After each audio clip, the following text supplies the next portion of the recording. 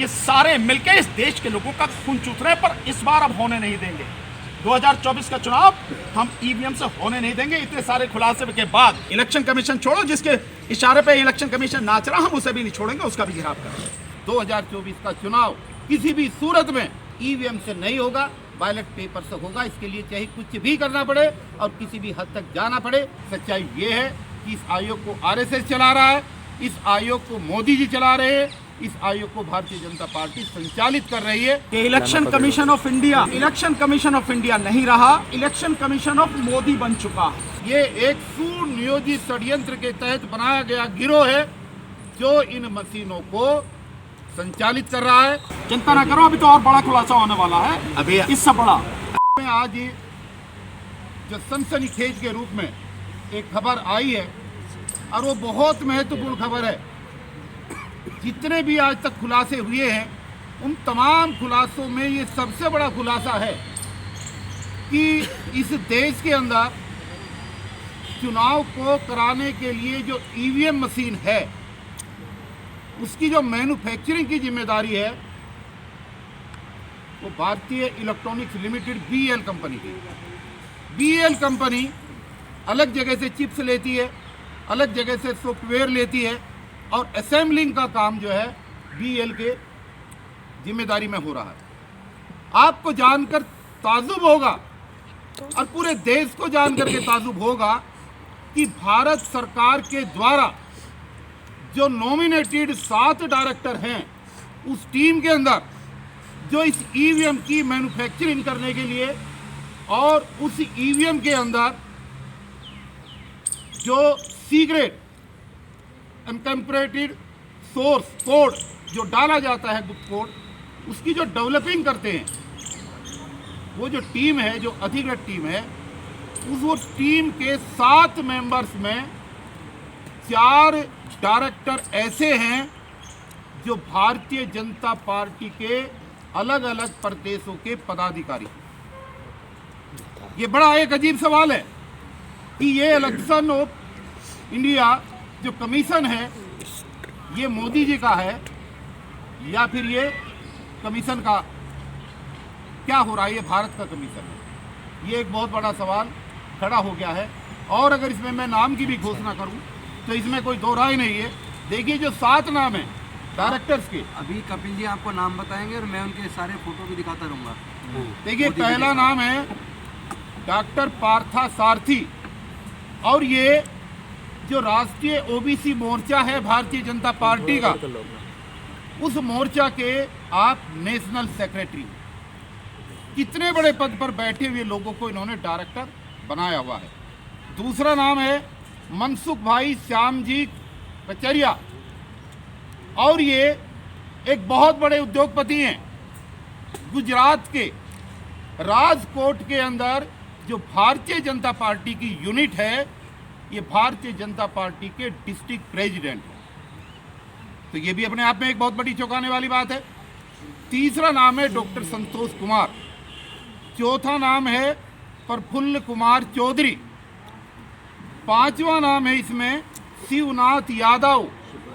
ये शिवनाथ यादव नरेंद्र मोदी जी की कॉन्स्टिट्यूएंसी बनारस के एक बहुत बड़े नज़दीकी हैं उनके। और ये उत्तर प्रदेश की जो भाजपा की टीम है ये वहाँ से वाइस प्रेसिडेंट है प्रदेश स्तर पर। तो आप समझ सकते हैं कि इस देश के अंदर क्या हो रहा है।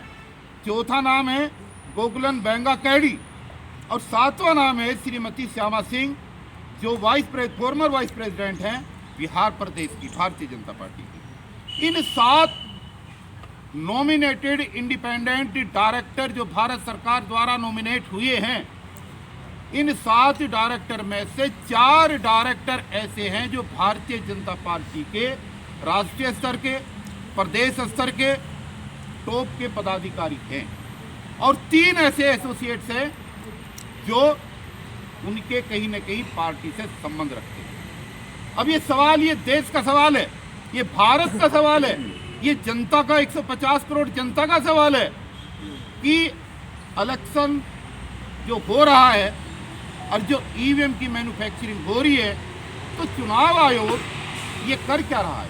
क्या चुनाव आयोग का ऐतराज नहीं होना चाहिए? क्या भारतीय जनता पार्टी के पदाधिकारी उस इतने महत्वपूर्ण चिप को, इतनी महत्वपूर्ण असेंबलिंग को अंजाम दे रहे हैं और उसमें सारे एक ही पार्टी के लोग हैं? तो ये हो क्या रहा है इस देश के अंदर? ये जो तथ्य रोजाना नए नए निकल करके आ रहे हैं, और ये हम नहीं कह रहे, आप BEL की अगर आप वेबसाइट पे जाएंगे तो ये तमाम नाम फोटो के साथ और इनके तमाम डेजिग्नेशन आपको फोटो के साथ वहाँ पर मिलेंगे।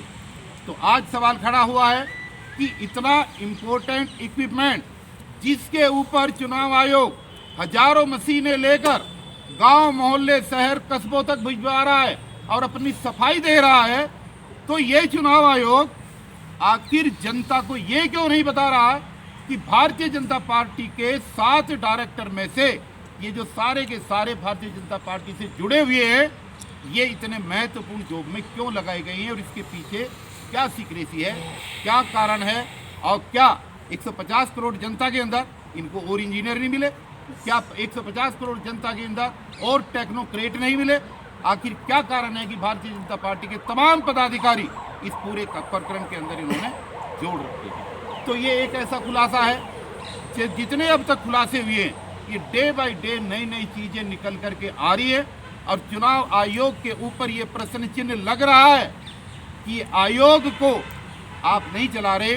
सच्चाई ये है कि इस आयोग को RSS चला रहा है, इस आयोग को मोदी जी चला रहे हैं, इस आयोग को भारतीय जनता पार्टी संचालित कर रही है। अगर ऐसा नहीं है तो देश को जवाब दिया जाए कि नॉमिनेटेड 7 डायरेक्टर्स के अंदर आखिर सारे के सारे लोग भारतीय जनता पार्टी के क्यों रखे गए हैं।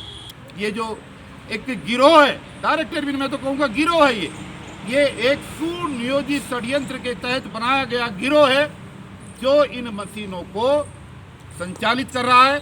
और इन्हीं के आधार पर मोदी जी और भारतीय जनता पार्टी के लोग हर बार कहते हैं कि इस बार 300 पार, इस बार 400 पार, इस बार 500 पार।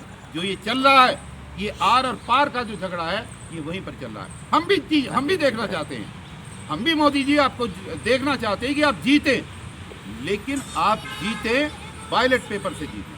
बैलेट पेपर से जीत करके आए, देश आपका स्वागत करेगा। लेकिन अगर EVM से चुनाव होता है तो ये गलत है, ये धांधलेबाजी है, ये देश के साथ धोखा है, ये जनता के साथ धोखा है। और इस धोखे को EVM हटाओ संयुक्त मोर्चा किसी भी सूरत में बर्दाश्त नहीं करेगा। 2024 का चुनाव किसी भी सूरत में EVM से नहीं होगा, बैलेट पेपर से होगा। इसके लिए चाहे कुछ भी करना पड़े और किसी भी हद तक जाना पड़े। इसलिए तमाम देश की सम्मानित जनता से हम हाथ जोड़ करके आग्रह करते हैं कि आप सड़क पर उतरिए। ये 2 महीने का जबरदस्त आंदोलन है, ये आर पार की लड़ाई है, ये आपके बच्चों के भविष्य की लड़ाई है, ये इस देश को बचाने की लड़ाई है, ये संविधान को बचाने की लड़ाई है। अगर इस लड़ाई में हमने चूक कर दी तो शायद आने वाले समय में कोई भी हमें माफ नहीं कर पाएगा। इतना तो आप समझ ही गए होंगे अब। हाथ में कल बैक मार के तो आदरणीय DC कपिल साहब ने खुलासा किया है कि इलेक्शन कमीशन ऑफ इंडिया नहीं रहा, ये इलेक्शन कमीशन ऑफ मोदी बन चुका है।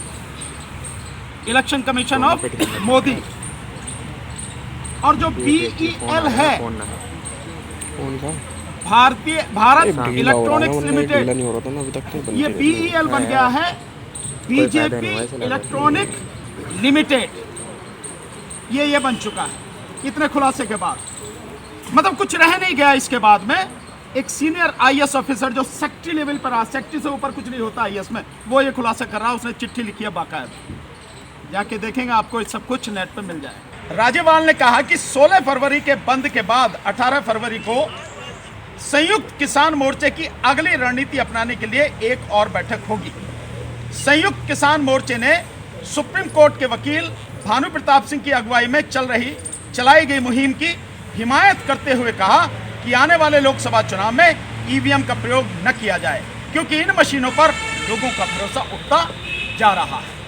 सो इस तरह से उन्होंने हमें सपोर्ट किया है। और राज्यपाल साहब ने एक और मुझे विश्वास दिलाया। उन्होंने कहा कि जो नेशनल बॉडी की हमारी मीटिंग होगी, जिसमें पूरे देश भर के जो हैं साथी शामिल होंगे, हर प्रदेश से अलग अलग, उसमें भी बाकायदा वो हमारे इस आंदोलन के पक्ष में प्रस्ताव पास कराए। तो मैं समझता हूं ये हमारी एक बहुत बड़ी जीत है और इसीलिए मैंने विश्वास के साथ मैं कह रहा हूं कि पंजाब पहला प्रदेश होगा जहां घुस नहीं सकेंगे। और हमें विश्वास है धीरे धीरे आने वाले समय में, चाहे वो हरियाणा हो, चाहे उत्तर प्रदेश हो, चाहे राजस्थान हो आपका, चाहे मध्य प्रदेश हो और चाहे गुजरात, इवन यहाँ जो स्थिति होगी और साथ में बिहार, यहाँ जो होगा ईवीएम को लेकर घुस नहीं पाएगा इलेक्शन कमीशन। ये बात हम आपको बता रहे हैं। तो लगातार इस आंदोलन में बड़े बड़े संगठन और देश को बचाने वाले जो लोग हैं वो साथी जुड़ते चले जा रहे हैं। कल यानी 31 जनवरी को इलेक्शन कमीशन का घेराव कर रहे हैं, बल्कि हम इसके आगे भी 25 फरवरी को जो इस देश की सबसे बड़ी जड़ है, सारी बीमारियों की जड़ है, मोदी, प्रधानमंत्री कार्यालय का घेराव कर रहे हैं हम 25 फरवरी को। और पूरी ताकत से होगा, पूरा देश आएगा उठ के घेराव करने के लिए। तो ऐसा नहीं है इलेक्शन कमीशन कौन है, वो तो कुछ भी नहीं। इलेक्शन कमीशन छोड़ो, जिसके इशारे पे इलेक्शन कमीशन नाच रहा, हम उसे भी नहीं छोड़ेंगे, उसका भी घेराव करेंगे। तो इलेक्शन कमीशन तो अभी भी कर रहा है, यूपी में अपनी एक गाड़ी लेके जा रहा है चुनाव आयोग की। हाँ। मोदी की गारंटी लिखा हुआ है। बिल्कुल मोदी की गारंटी, तो वो इसलिए तो मैं कह रहा हूं ना कि चुनाव, बिल्कुल मैं जो कह रहा हूं, चुनाव आयोग भारतीय चुनाव आयोग नहीं रह गया, भारत चुनाव आयोग नहीं रह गया। जिन वैनों में मशीनें जा रही हैं दिखाने के लिए, जो नौटंकी हो रही है, 40,000 जो वैन है, अगर उन वैनों पे लिखा है मोदी की गारंटी, तो इसीलिए मैं कह रहा हूं कि इलेक्शन कमीशन ऑफ इंडिया ना रह के इलेक्शन कमीशन ऑफ मोदी बन चुका है। ये देश के लोगों की सोच नहीं है कि उस चुनाव में आप हिस्सा लोगे या उन मशीनों में वोट डालोगे जो इलेक्शन कमीशन ऑफ मोदी है, या कहीं तब डालोगे जब बैलेट पेपर से चुनाव हो और इलेक्शन कमीशन ऑफ इंडिया करवाए। हकीकत ये सारे मिलकर इस देश के लोगों का खून चूस रहे हैं, पर इस बार अब होने नहीं देंगे। 2024 का चुनाव हम ईवीएम से होने नहीं देंगे। इतने सारे खुलासे के बाद हमें पूरी उम्मीद है, पूरा भरोसा है, सारी ऑपोजिशन पार्टीज जो बीजेपी के साथ नहीं है वो हमारे साथ होंगी सूनर और लेटर। बहुत जल्दी आप लोगों को नज़र भी आएगा, ऐसा कोई आप बिल्कुल ना करें, क्योंकि स्टेक होल्डर तो सबसे बड़ी जनता है, जैसा भानु जी ने बताया अभी। लेकिन ये सारी पॉलिटिकल पार्टीज़ भी जो बीजेपी और आरएसएस के साथ नहीं है, प्रत्यक्ष या परोक्ष रूप से, वो सभी ईवीएम के इस आंदोलन में जुड़ेंगी। और ना सिर्फ जुड़ेंगी बल्कि उनके मन में भी जो जितनी भी भ्रांतियाँ थी कि वीवीपैट से चुनाव होना चाहिए, वो अच्छा हो जाएगा, वो अच्छा, सब खत्म करके सिर्फ बैलेट पेपर से चुनाव करने के लिए एक आम सहमति बन रही है आप लोगों के सामने। वो भी हम प्रोग्राम जल्दी ही डिक्लेयर करेंगे, मगर अभी के लिए हम पूरी जिम्मेदारी के साथ इस बात को कह रहे हैं, भारतीय जनता पार्टी और उसके परोक्ष और प्रत्यक्ष जितने भी साथी हैं उनको छोड़कर सभी लोग पेपर बैलेट से चुनाव की एक लामबंदी में आएंगे। और अंदर की बात भी मैं आपको बता दूं, आरएसएस के और बीजेपी के लोग भी जो मोदी जी और अमित शाह जी के कैंप में नहीं हैं, वो लोग भी दिल से इस बात को चाहते हैं कि पेपर बैलेट से चुनाव हो, वरना मोदी जी और अमित शाह जी अपनी खुद के पार्टी के लोगों को भी हरवाने के लिए ईवीएम का इस्तेमाल करेंगे। ये बात पूरी दुनिया जानेगी। भानु जी, एक तरफ ईवीएम से चुनाव कराने के लिए सरकार खड़ी है, दूसरी तरफ आप इतना राष्ट्रव्यापी आंदोलन आप और आपके साथी कर रहे हैं, समय कितना बचा है? क्या आपको लगता है इतना बड़ा जन आंदोलन खड़ा हो रहा है? रुझान क्या है? बिल्कुल रुझान, आप देखिए, जब मैंने आपको बता दिया संयुक्त किसान मोर्चा और केंद्रीय श्री गुरु सिंह सभा, जो इतनी बड़ी दो संस्थाएं हैं, और आप जानते हैं कि ये जितना भी आंदोलन, किसान आंदोलन चला था, वो संयुक्त किसान मोर्चा के कंधों पर था। अगर वो खुल के आपके साथ आ चुका है और उसने कह दिया कि नेशनल बॉडी में जो होगी उसमें भी हम ये प्रस्ताव आपका पास कराएंगे, और केवल यही नहीं, धीरे धीरे बहुत लोग, बहुत संगठन हमारे साथ आ रहे हैं, आप देखेंगे। और जो महमूद भाई ने कहा है ये भी बिल्कुल सच है। आप देश की जनता जीतेगी या मोदी जी के भ्रष्टाचारी आरएसएस के लोग और उनके ये अफसर जो भ्रष्टाचारी हैं वो जीतेंगे, उनके इंडिपेंडेंट डायरेक्टर्स जीतेंगे, या देश की जनता जीतेगी? उनके द्वारा नॉमिनेटेड चुनाव आयोग के मेंबर जो सुप्रीम कोर्ट के चीफ जस्टिस साहब को हटा के उन्होंने बनाए, वो जीतेंगे, या देश की जनता जीतेगी? ये मोदी जी की लड़ाई सीधी देश की जनता से है। हम लोग सिर्फ चेहरा हैं, ये देश की जनता से मोदी जी लड़ रहे हैं। अब देखेंगे कौन जीता। एक तरफ मोदी है और दूसरी तरफ हम भारत के लोग, पीपल ऑफ इंडिया। लेकिन ईवीएम आने से पहले ये पार्लियामेंट में पास हुआ था, अब ये बैलेट पेपर पर आने के लिए पार्लियामेंट पास करेगी? सुनिए, कब आएगा?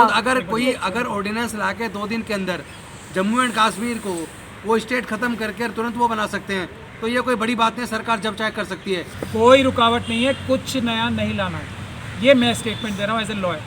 अब मैं अटॉर्नी जनरल, सॉलिसिटर जनरल और जो मोदी जी के लॉ मिनिस्टर हैं उन सबको हम एक साथ चैलेंज कर रहे हैं, वो आज के कानून में कोई प्रावधान ऐसा बना दें कि जिससे पेपर बैलेट से चुनाव नहीं हो सकते हैं। हम उसका जवाब देने को तैयार हैं। ये भी सब भ्रांतियाँ फैलाई जा रही हैं, टाइम नहीं है, कानून में बदलाव लाना पड़ेगा। कुछ तो भ्रांति ये भी बनाई जा रही है कि जो कॉन्स्टिट्यूशन है उसमें अमेंडमेंट लानी पड़ेगी। ये सब भ्रांतियाँ, झूठ है, टोटल झूठ है। जैसे ईवीएम झूठ है, ये सब भी झूठ है। कोई प्रावधान में चेंज नहीं करना पड़ेगा, पूरे प्रावधान मौजूद हैं। आज भी जो रिप्रेजेंटेशन ऑफ पीपल्स एक्ट है उसमें जो बुनियादी इलेक्शन होता है वो आज भी पेपर बैलेट लिखा है। ईवीएम सिर्फ उसकी रिप्लेसमेंट है पेपर बैलेट की। तो ये भी भ्रांति आप अपने दिमाग से, देश की जनता दूर कर ले। कोई रुकावट भी नहीं है पेपर बैलेट से चुनाव कराने में। ईवीएम से जरूर रुकावट हो सकती है। सर, किसानों का जो भारत बंद हो रहा है उसमें आप लोगों का समर्थन है या उसका मुद्दा उसमें रहे कि नहीं? बिल्कुल हम सपोर्ट करेंगे। जो भारत बंद 16 तारीख को हो रहा है किसानों का, हम पूरी ताकत के साथ में किसानों के उस भारत बंद को सपोर्ट करेंगे। ईवीएम हटाओ संयुक्त मोर्चा और हमारे जितने भी घटक साथी हैं, हम सब पूरी ताकत से उनका सपोर्ट करेंगे। और किसानों का, इस देश के मजदूरों का, इस देश के बेरोजगारों का, इस देश की जिनकी शिक्षा छीन ली गई उन सब का, क्योंकि ये सब देश के ज्वलंत मुद्दे हैं। ये देश की जरूरी लड़ाई है। इस हर लड़ाई में हम पूरी ताकत से उनका साथ देंगे। और मैं वहाँ कह के भी आया था, आपकी हर लड़ाई में हम हर कदम हर पल आपके साथ हैं।